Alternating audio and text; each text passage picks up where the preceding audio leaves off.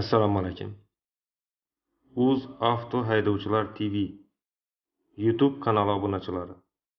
Kanalimiz rivoji va bardavom bo'lishi uchun siz ham o'z hissangizni qo'shing.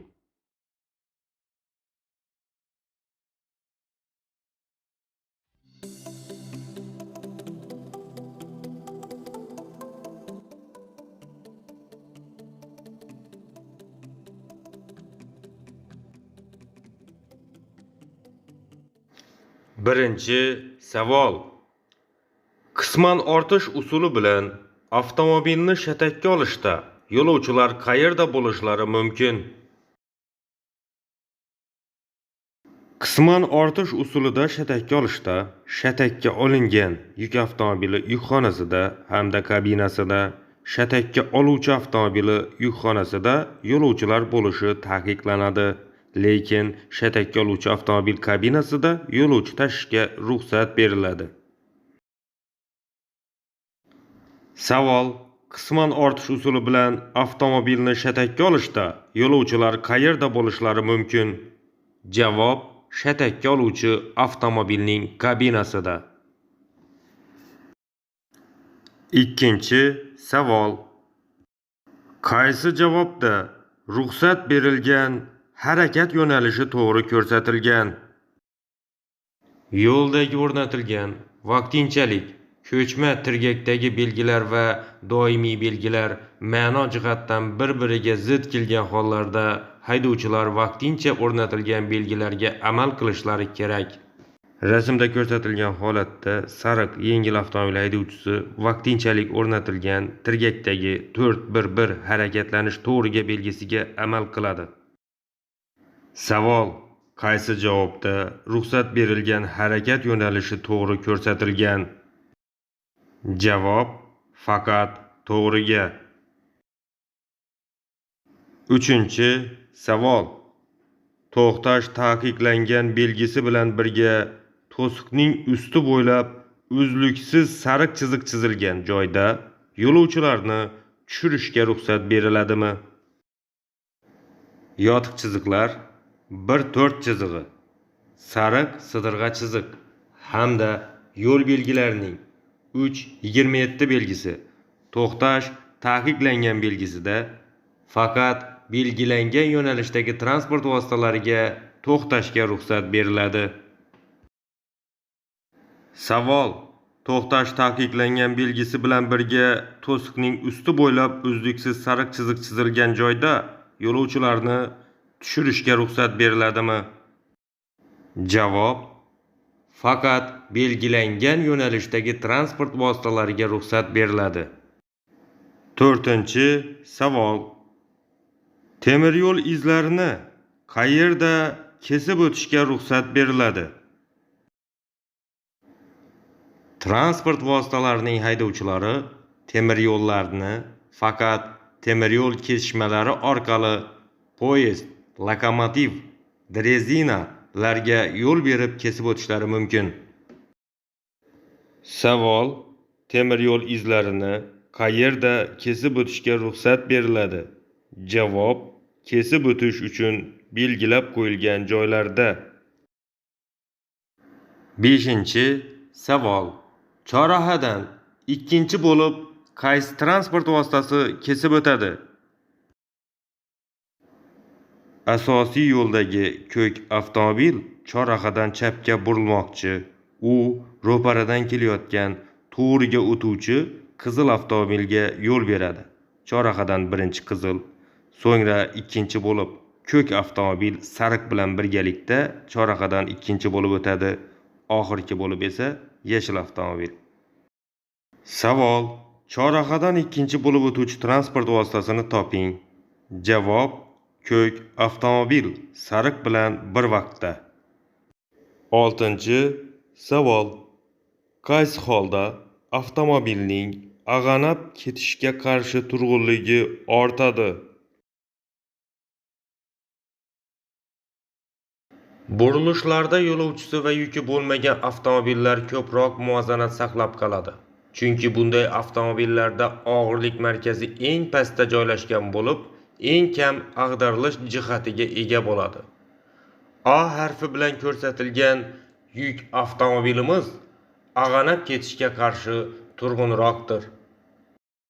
Savol: qaysi holda avtomobilning ag'anab ketishga qarshi turg'unligi ortadi? Javob: A. Og'irlik markazi pastda joylashganda. 7-savol: hamma bo'laklar band bo'lgan serqatnov harakatlanish vaqtida qayrilib olishga ruxsat beriladimi? Bir yo'nalishdagi 3 va undan ortiq bo'lakli har qanday yo'lda chetki chap bo'lakning harakat serqatnovligi sababli boshqa bo'laklar band bo'lgan hollarda, shuningdek quvib o'tish, chapga burilish yoki qayrilib olish, ruxsat etilgan to'la vazni 3,5 tonnadan ortiq bo'lgan yuk avtomobillariga esa faqat chapga burilish yoki qayrilib olish uchun egallashga ruxsat etiladi. Hamma bo'laklar band bo'lgan serqatnov harakatlanish vaqtida qayrilib olishga ruxsat beriladimi? Javob: istalgan paytda ruxsat beriladi. 8-savol: haydovchi qayta tizilishdan va harakatlanish yo'nalishini o'zgartirishdan oldin nima qilishi zarur?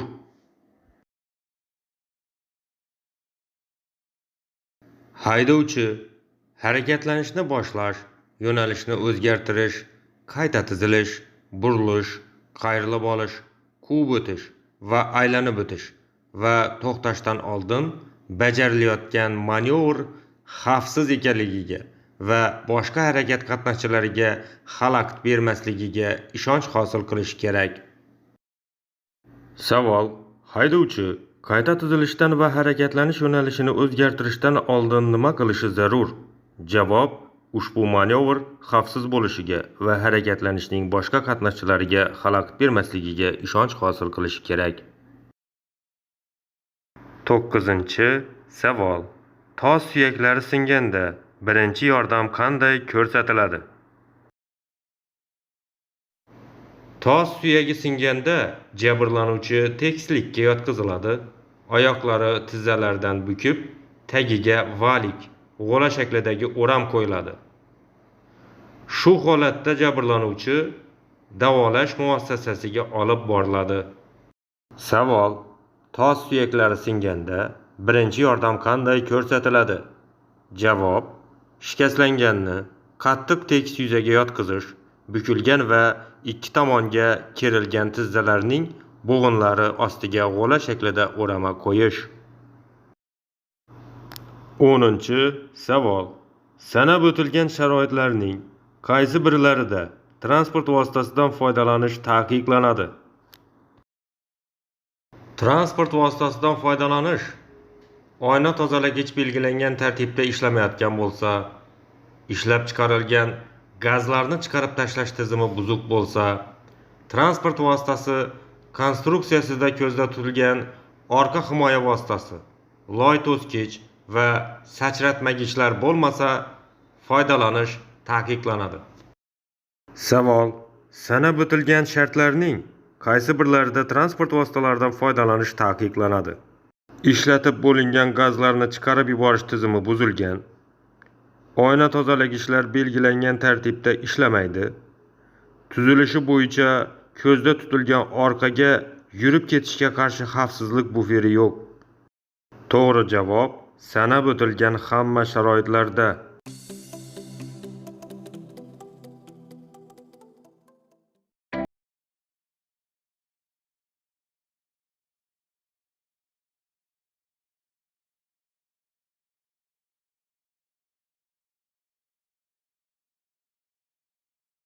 Birinchi savol: qaysi belgi qismida maxsus avtomatlashtirilgan foto va video qayd etish texnika vositalari o'rnatilganligi haqida axborot beradi?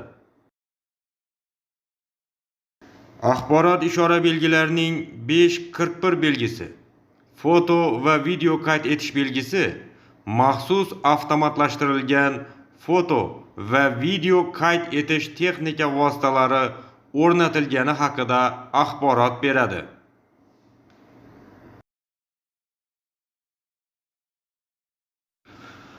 Savol: Qaysi belgi qismida maxsus avtomatlashtirilgan foto va video qayd etish texnika vositalari o'rnatilganligi haqida axborot beradi? Javob: 3-belgi. Ikkinchi savol. Qaysi yo'nalishda harakatlanish taqiqlanadi? 3.2. Harakatlanish taqiqlangan. Bu belgi o'rnatilgan joylarda barcha turdagi transport vositalarining harakati taqiqlanadi. Bu yo'l belgisi transport vositalarining harakatini cheklash maqsadida dam olish maskanlari, umum foydalaniladigan hovlilar va yo'lning zarur bo'lgan boshqa qismlari oldida o'rnatiladi. Ushbu belgining belgilangan yo'nalishli jamoat transport vositalari, ya'ni avtobus, trolleybus, tramvay va yo'nalishli taksilar, nogironlar boshqaradigan motokolyaska, shu hududdagi korxonalarga xizmat ko'rsatuvchi transport vositalari, yengil va yuk taksilari, shuningdek, belgi ta'siri oralig'ida yashovchilarning transport vositalariga daxli yo'q. Taqiqlovchi belgilarning 3.2 harakatlanish taqiqlangan belgisi ostidagi qo'shimcha axborot ishora belgilarining ta'sir yo'nalishlari belgisida haydovchilar chorrahadagi o'ng va chap ko'chalarga harakat qilishlari taqiqlanadi, lekin to'g'ri harakatlanish uchun hamda qayrilib olishlariga ruxsat beriladi. Savol: qaysi yo'nalishda harakatlanish taqiqlanadi? Javob: chapga va o'ngga. 3-savol. Qaysi belgi o'lcham uzunligi belgida ko'rsatilgandan uzun bo'lgan transport vositalarining harakatlanishini taqiqlaydi? 3.15. Cheklangan uzunlik.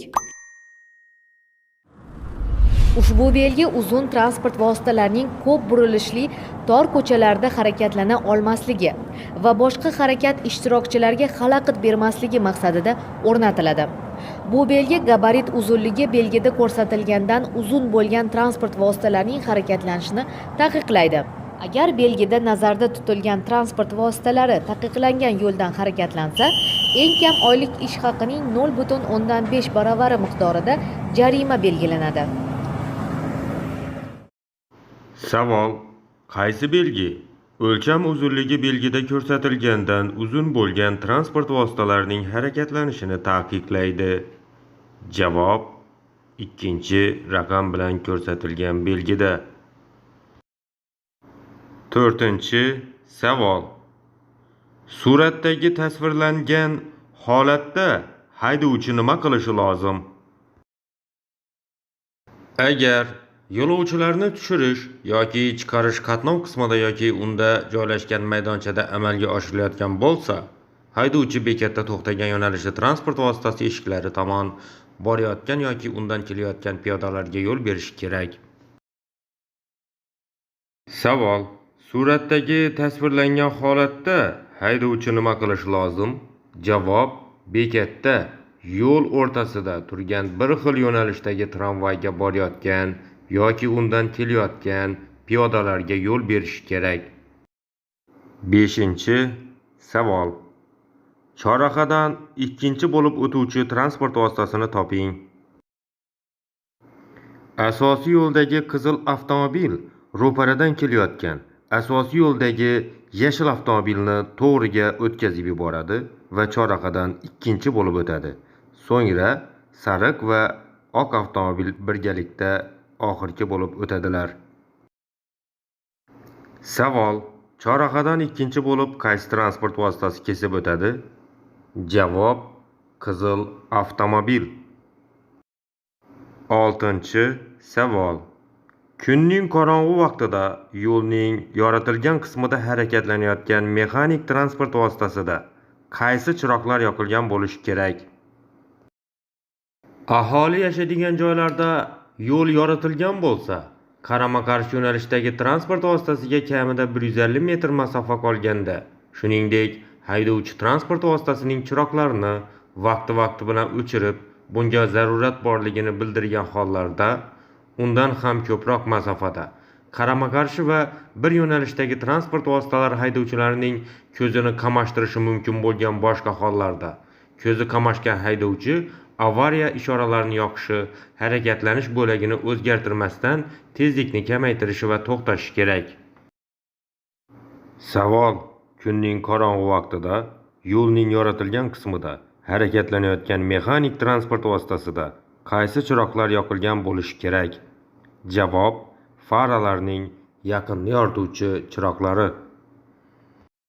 7-savol: chorraha qismida kesib o'tilayotganga nisbatan asosiy bo'lgan yo'lda transport vositalarini quvib o'tishga ruxsat beriladimi?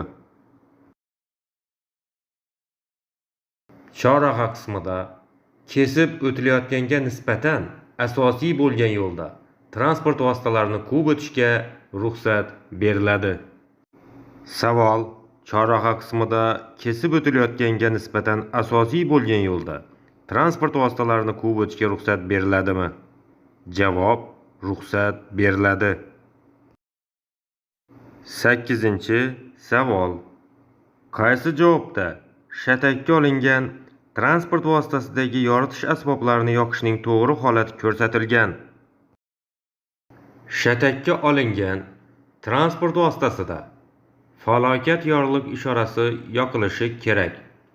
Agar shatakka olingan transport vositasida avariya yorug'lik ishorasi bo'lmasa yoki ular ishlamasa, uning orqa tomoniga avariya sababli to'xtash belgisi o'rnatilishi kerak.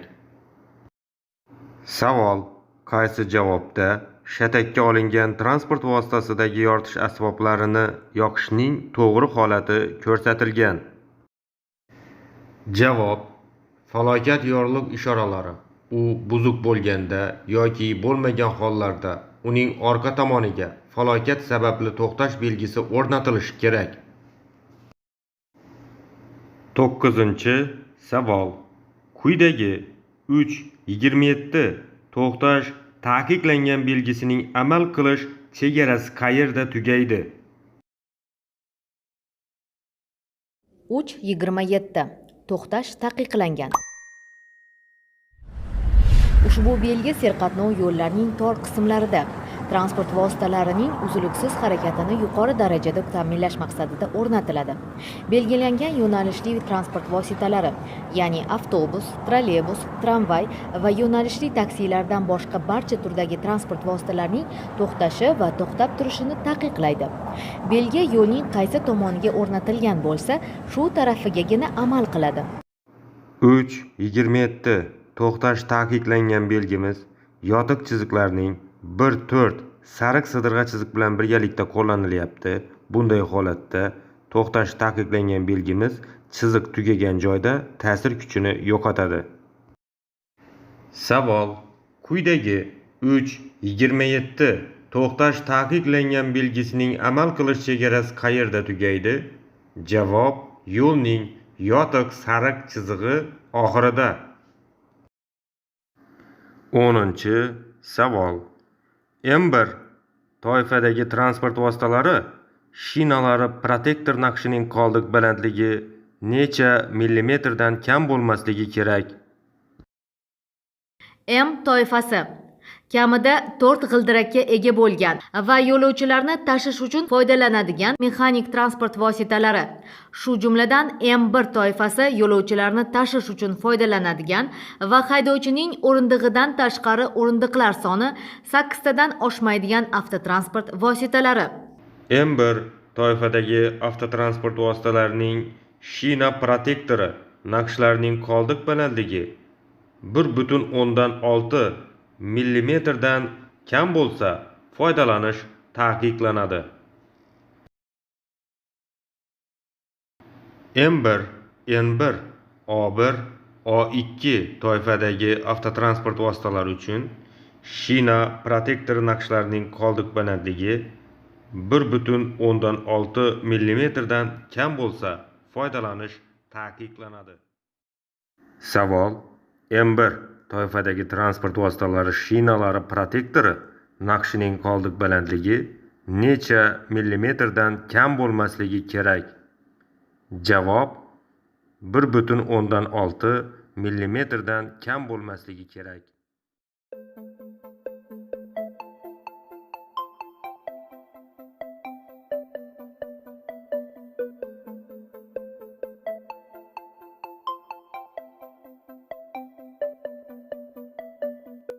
O'n sakkizinchi bilet. Birinchi savol. Agar tuproq yo'lda bevosita chorraha oldida to'shamali, qoplamali yo'l qismi bo'lsa, bu uni ahamiyati jihatdan kesib o'tilayotgan yo'l bilan teng qiladimi?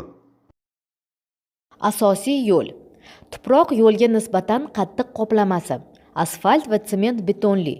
Tosh yotqizilgan va shunga o'xshashlar kesishayotgan yoki tutashgan yo'lga nisbatan 2-1, 2-3-1, 2-3-2, 2-3-3 yoki 5-1 belgilari bilan belgilangan yo'l yoxud yondosh hududdan chiqadigan yo'lga nisbatan har qanday yo'l.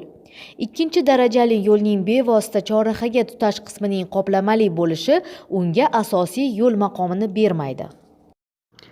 Rasmda ko'rsatilganidek, ikkinchi darajali yo'lning bevosita chorrahaga tutash qismining qoplamali bo'lishi uni asosiy yo'l bilan teng huquqli qilmaydi.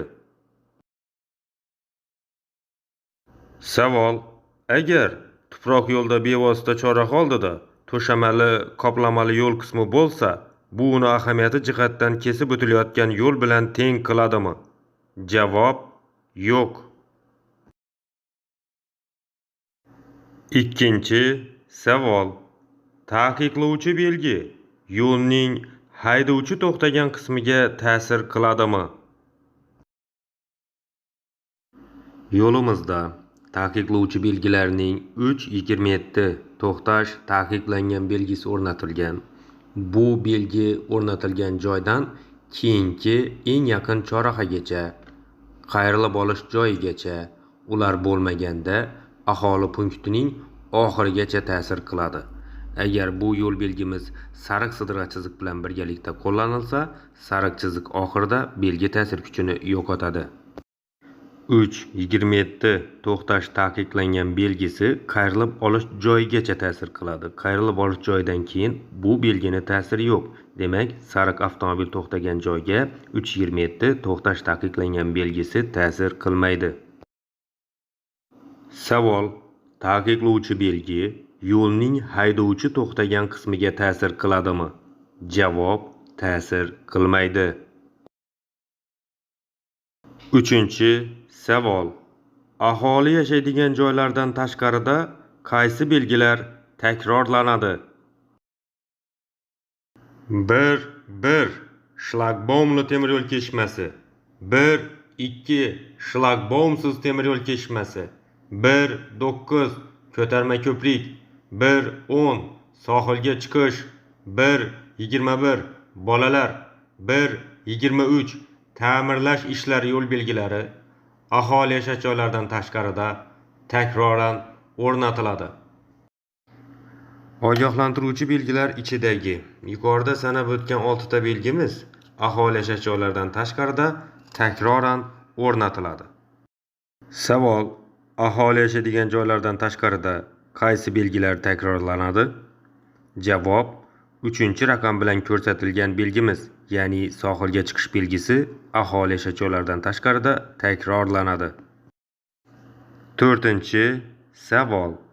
Yo'lning o'rtasida joylashgan bekatda to'xtagan yo'nalishda tramvay yonidan o'tayotgan haydovchi nima qilishi kerak? Agar yo'lovchilarni tushirish yoki chiqarish qatnov qismida yoki unda joylashgan maydonchada amalga oshirilmayotgan bo'lsa, haydovchi bekatda to'xtagan yo'nalishda transport vositasi eshiklari tomon borayotgan yoki undan kelayotgan piyodalarga yo'l berishi kerak. Savol. Yo'lning o'rtasida joylashgan bekatda to'xtagan yo'nalishda tramvay yonidan o'tayotgan haydovchi nima qilishi kerak? Javob. To'xtab turgan tramvayga kelayotgan yoki undan tushayotgan yo'lovchilarga yo'l berish kerak. 5. Savol. Chorrahadan oxirgi bo'lib o'tadi. Asosiy yo'l ikkinchi darajali yo'l bilan kesishgan chorraha. Asosiy yo'lda qizil va ko'k avtomobil. Qizil o'ngga, ko'k esa chapga burilmoqchi. Qoida bo'yicha chapga burilayotgan avtomobil ro'paradan kelayotgan to'g'riga yoki o'ngga burilayotgan transport vositasiga yo'l berishi kerak. Chorrahadan birinchi bo'lib qizil avtomobil o'ngga buriladi, ikkinchi bo'lib ko'k, uchinchi bo'lib sariq, oxirgi bo'lib ikkinchi darajali yo'ldagi yashil avtomobil chorrahadan chapga buriladi.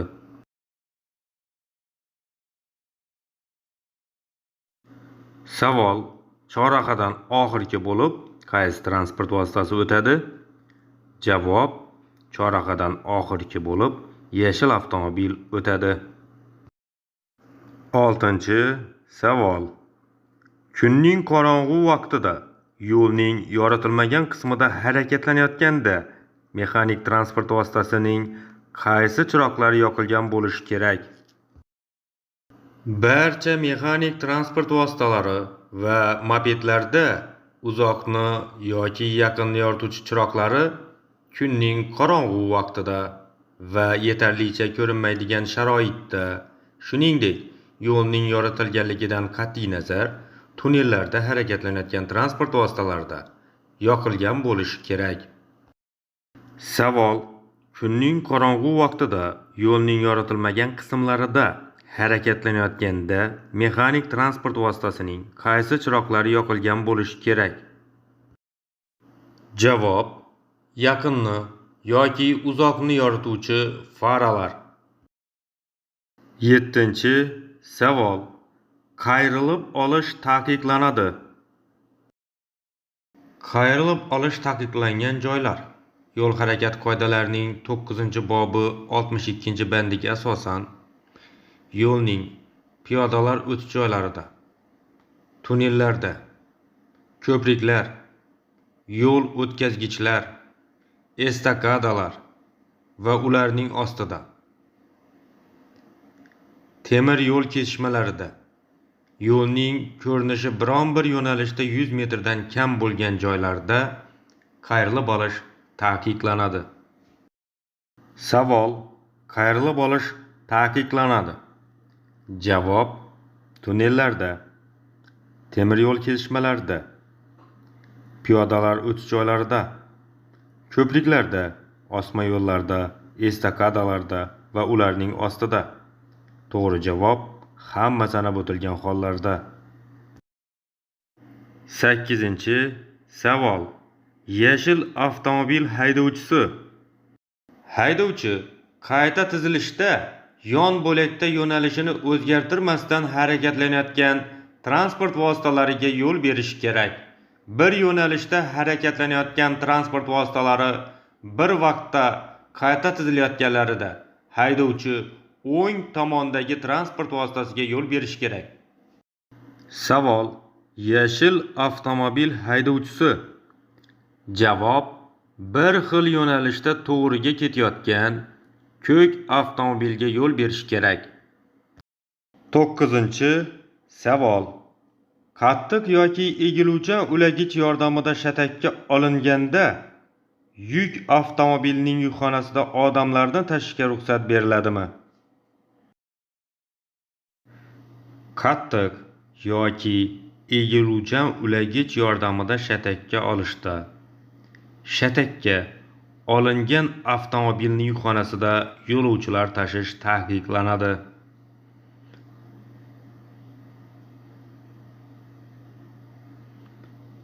Shatakka oluvchi yuk avtomobili yukxonasida yo'lovchi tashishga ruxsat beriladi. Savol: qattiq yoki egiluvchan ulagich yordamida shatakka olinganda yuk avtomobilining yukxonasida odamlarni tashishga ruxsat beriladimi? Javob: faqat shatakka olgan avtomobil yukxonasida ruxsat beriladi. 10-savol: transport vositalaridan qanday sharoitlarda foydalanishga ruxsat etiladi?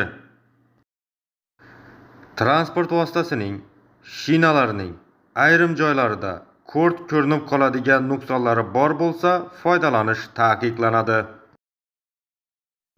Yengil avtomobillarni, ya'ni M1 toifadagi avtotransport vositalarining oldingi o'qiga ikkinchi klassdagi ta'mirlangan shinalarni o'rnatilganda foydalanish taqiqlanadi. N2, N3 toifadagi transport vositalari shinalari protektori 1,6 mm ni tashkil qiladi. Bunday holatda transport vositasidan foydalanish ruxsat etiladi. Savol: transport vositalaridan qanday sharoitlarda foydalanishga ruxsat etiladi? Javob: N2, N3 toifadagi transport vositalari shinalari protektori 1,6 mm ni tashkil qilganda.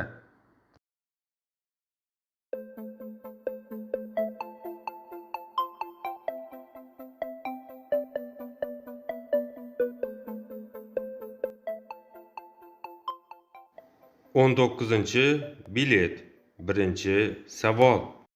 Yo'l transport hodisasiga daxldor bo'lgan haydovchilar birinchi navbatda bajarishlari shart.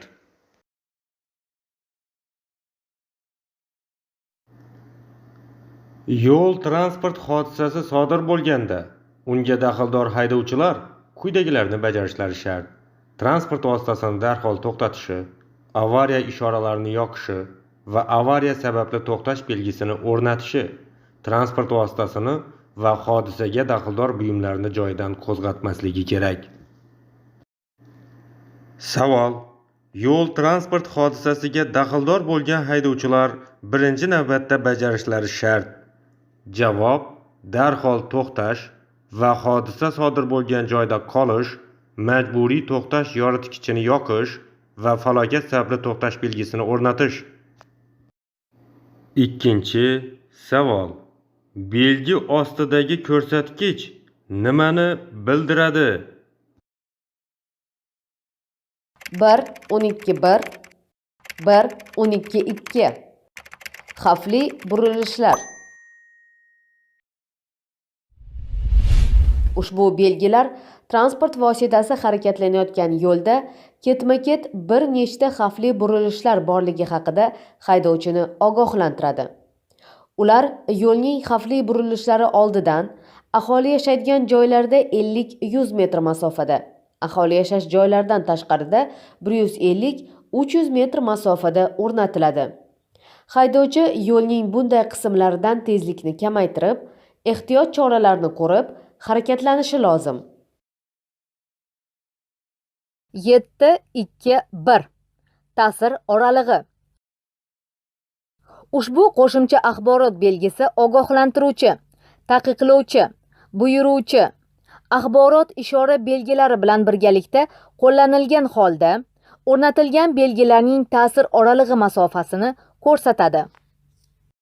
Xavfli burilishlar belgisi ostidagi 7.2.1 ta'sir oralig'i belgisi bilan birgalikda yo'lning xavfli burilishlari bo'lgan qismi uzunligini bildiradi.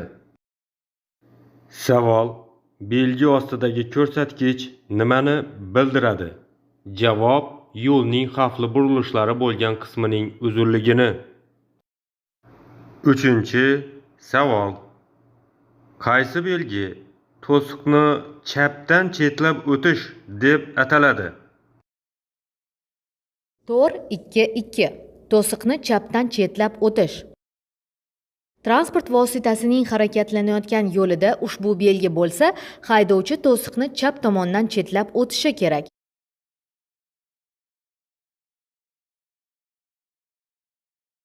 To'siqni o'ngdan chetlab o'tish taqiqlanadi. Eslatma: yo'l belgisi qoidasini buzgan haydovchi eng kam oylik ish haqining 0,5 baravari miqdorida ma'muriy javobgarlikka tortiladi.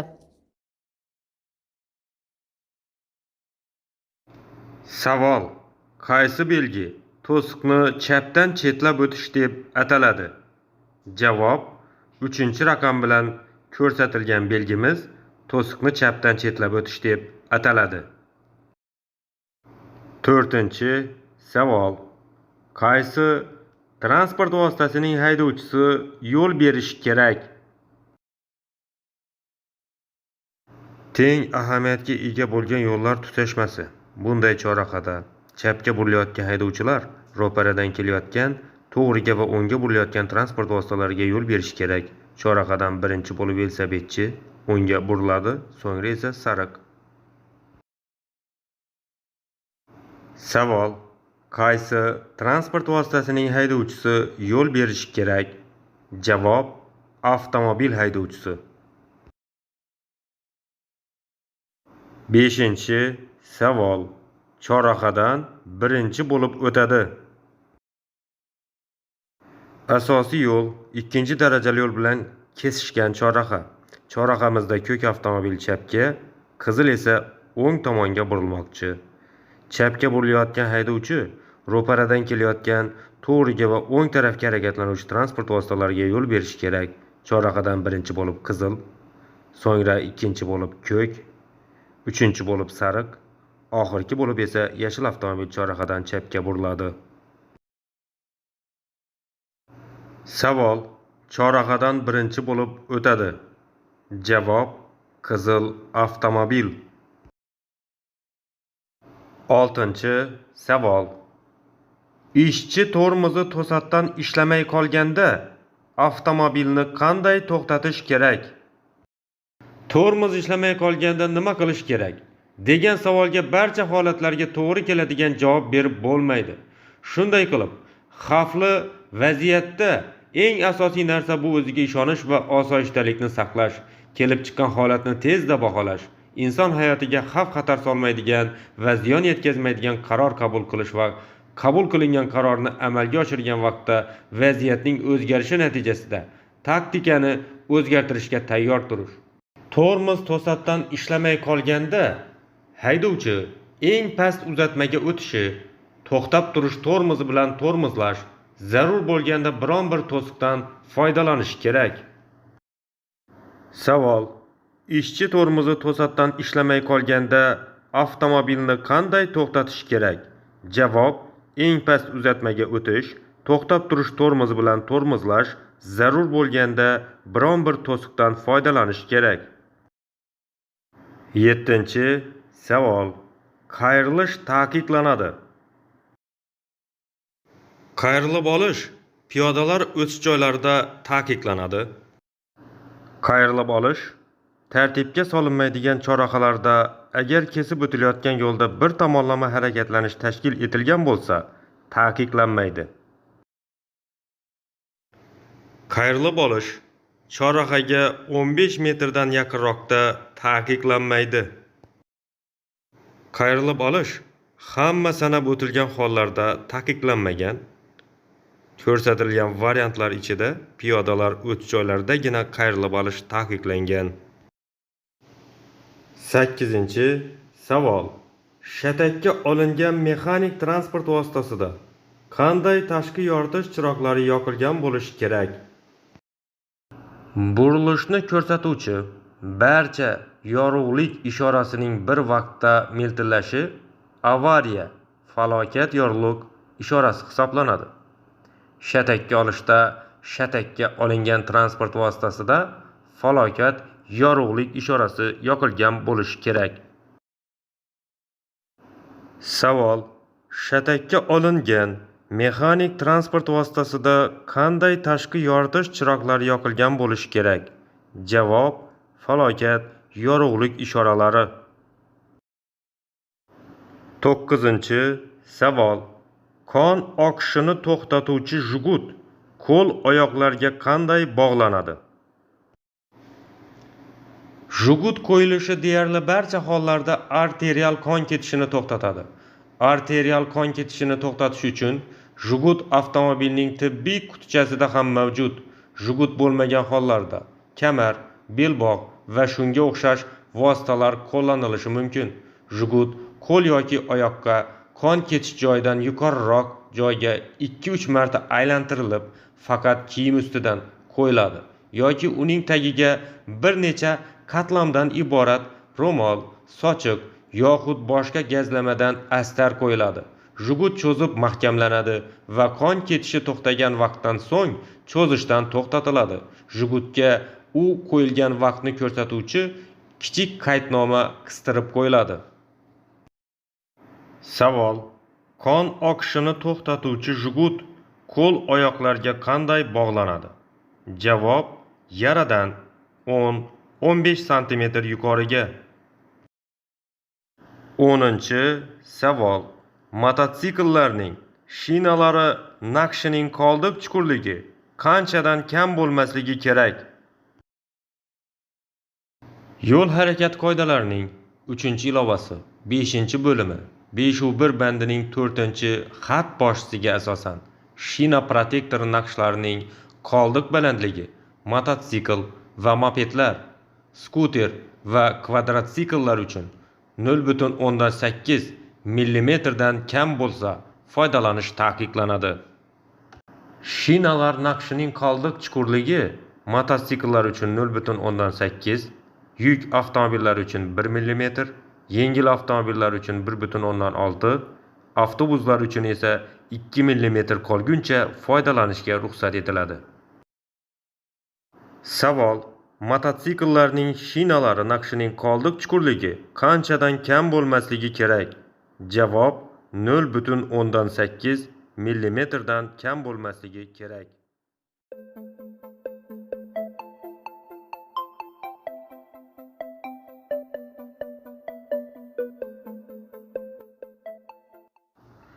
Yigirmanchi bilet. Birinchi savol: qaysi transport vositasining haydovchisi birinchi navbatda harakatlanish ustunligiga ega? Teng ahamiyatga ega bo'lgan yo'llar kesishgan chorrahada relsiz transport vositasining haydovchisi o'ngdan kelayotgan transport vositalariga yo'l berishi shart. Qoidaga muvofiq sariq miltillovchi mayoqchali yo'l xizmati mashinasining haydovchisi o'ng tarafidan kelayotgan yashil yengil avtomobil haydovchisiga yo'l beradi. Savol: qaysi transport vositasining haydovchisi birinchi navbatda harakatlanish ustunligiga ega? Javob: yengil avtomobil haydovchisi. Ikkinchi savol: bu belgilarning qaysi biri bir tomonlama harakatlanish yo'liga chiqishni bildiradi? 5-7-1, 5-7-2 bir tomonlama harakatlanish yo'liga chiqish. Ushbu belgilar chorraha oldida o'rnatilib, haydovchi chiqayotgan yo'lda faqat bir tomonlama harakatlanish joriy etilgani haqida axborot beradi. Bunda 5-7-1 belgisi harakatning chap tomonga, 5-7-2 esa harakatning o'ng tomonga yo'naltirilganini ko'rsatadi. Bir tomonlama harakatlanish yo'lida transport vositasining qarama-qarshi tomonga harakat qilishi eng kam oylik ish haqining 10 baravari miqdorda jarima belgilanishiga sabab bo'ladi.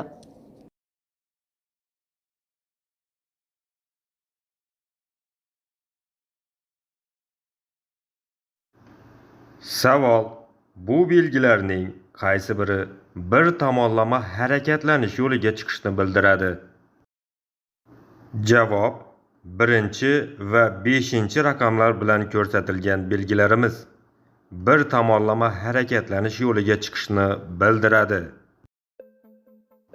Uchinchi savol: qaysi yo'nalishlarda harakatlanishga ruxsat etiladi? Harakatlanishning qarama-qarshi tomonni ajratgan yo'l chizig'iga e'tibor qarating. Sidirg'a va uzuq parallel chiziq faqat biror bo'lakka qayta tizilishga ruxsat beradi.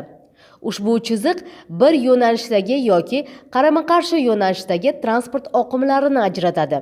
Shu bilan birga transport vositalari haydovchilarga qayrilib olish, to'xtash maydonchalari va jamoat transporti uchun ajratilgan bo'laklarda manevr faqat bir tomondan ruxsat etilganligini ko'rsatadi. Ushbu chiziqni zarur hollarda uzuq chiziq tomonidan kesib o'tish mumkin.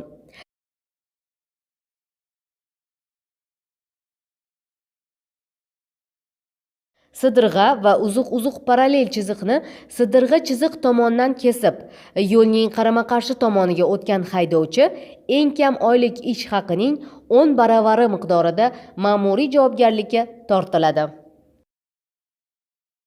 Qizil yengil avtomobil ko'rsatilgan yo'nalishlarning barchasi bo'yicha harakatlanishi mumkin. Savol: qaysi yo'nalishlarda harakatlanishga ruxsat etiladi? Javob: A, B va V yo'nalishlarida. 4-savol: quyidagi hollarning qaysi birida temir yo'l kesishmalariga kirish taqiqlanadi? Tezligi 8 km/soatdan ko'p bo'lgan transport vositalari temir yo'l kesishmasiga kirishi ruxsat etiladi.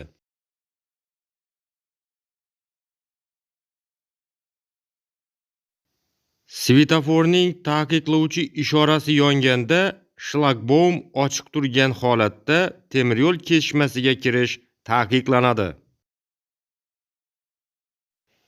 Temir yo'l kesishmasidan qishloq xo'jaligi mashinasini mexanik transport vositasiga yuklab olib o'tish ruxsat etiladi.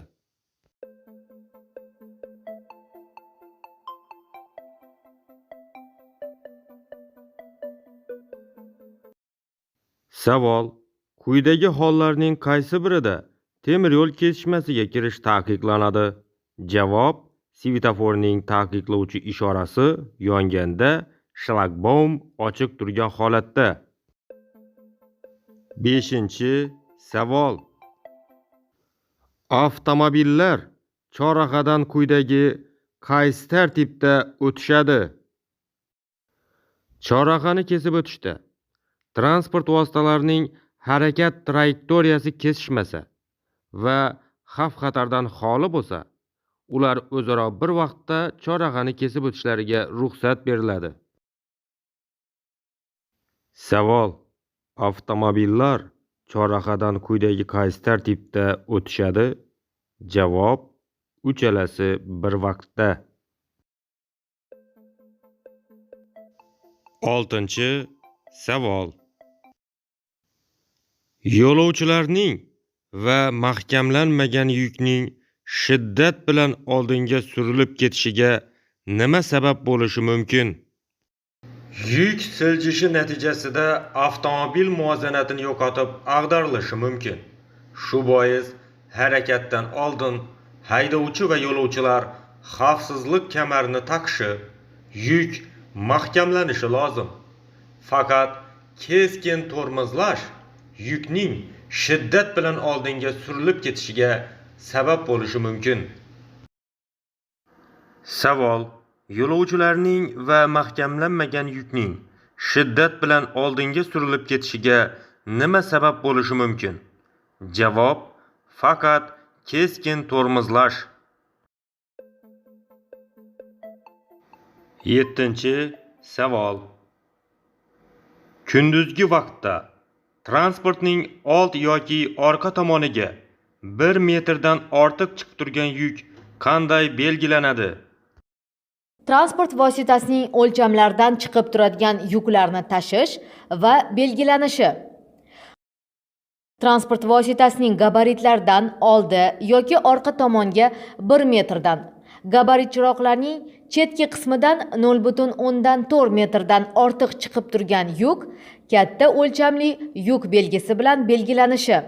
Qorong'i vaqtda va yetarlicha ko'rinmaydigan sharoitda esa bunga qo'shimcha qilib oldi oq chiroq yoki yorug'lik qaytargich, orqasi esa qizil chiroq yoki yorug'lik qaytargich bilan belgilanishi kerak. Savol: kunduzgi vaqtda transportning old yoki orqa tomoniga 1 metrdan ortiq chiqib turgan yuk qanday belgilanadi? Javob: diagonali bo'yicha qizil va oq almashuvchi chiziqlari bo'lgan taxtakash yoki bayroqchalar bilan. 8-savol: bu yotiq chiziq quyidagi vazifani bajaradi.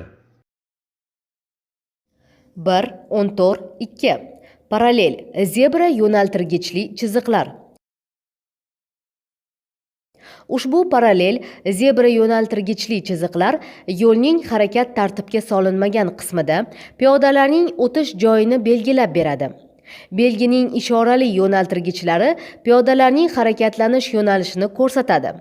Piyodalar o'tish joylaridan yurish qoidalarini buzgan haydovchiga eng kam oylik ish haqining 0.5 baravari miqdorida jarima solinadi.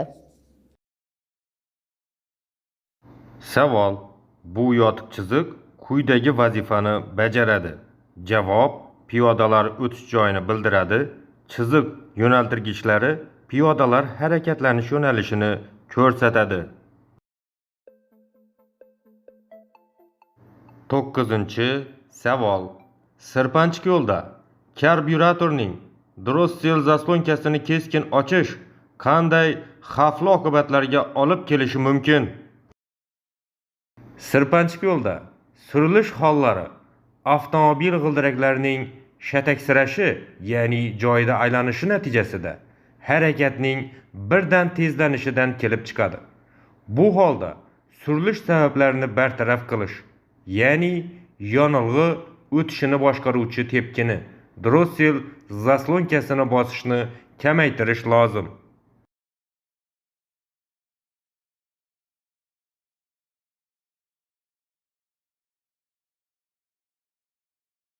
Savol: sirpanchiq yo'lda karbyuratorning Drossel zaslonkasini keskin ochish qanday xavfli oqibatlarga olib kelishi mumkin? Javob: avtomobilning yonga sirpanib ketishiga. 10-savol: yuk avtomobilining yukxonasida qancha miqdorda odamlarni tashishga ruxsat beriladi? Yuk avtomobilining yukxonasida, shuningdek shaharlararo sayyohlik, ekskursiya yoki tog'li yo'nalishlarda odamlar guruhini tashkiliy tashishda tashilayotgan odamlar soni o'tirish uchun jihozlangan o'rindiqlar sonidan oshmasligi kerak. Savol: yuk avtomobilining yukxonasida qancha miqdorda odamlarni tashishga ruxsat beriladi? Javob: tashilayotgan odamlar soni o'tirish uchun jihozlangan o'rindiqlar miqdoridan ortiq bo'lmasligi kerak.